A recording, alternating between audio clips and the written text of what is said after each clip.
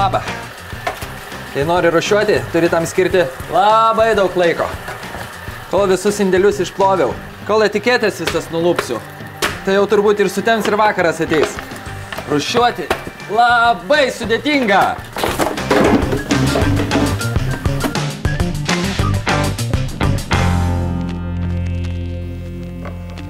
Taigi valgau aš jogurtą ir esu sutrikęs. Indelis plastikinis, o štai dangtelis metalinis. Kur juos mesti, nežinau. Sveiki, Sauliau. Prašau, užkandžiaukite ir atsakykite man į klausimą. Kur?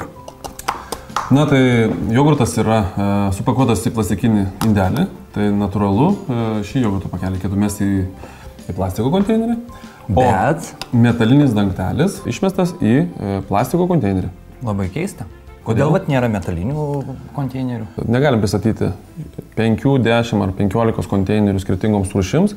Tuo labiau, kad žmonės ima tada tiesiog susipainioti ir žmonės pradeda nebesuprasti, ką kur mesti. Štai liko šiek tiek kečupo, kuris jau praktiškai nebeišsispaudžia. Taip. Turiu išplauti? Jeigu yra maisto likučių likusių pakuotėje, tai tiesiog jį išspauskime ir stenkimės, kad jo nebūtų.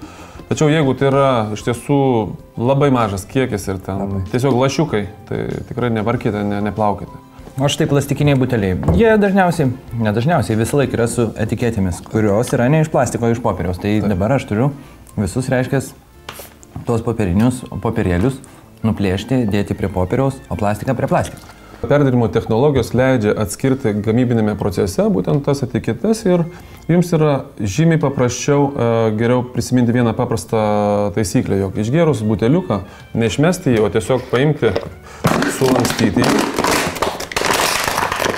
ir užsukti kamštelį tam, kad tas išmestas buteliukas užimtų mažiau tūrio. Dar sausainukų, kurie beje irgi yra kartoniniai dėžutėj, bet su celofano maišeliu. Dvi pakuotės yra polietilėnas ir kartonas, kurie abu labai gerai yra perdirbami ir lengvai rūšiuojami.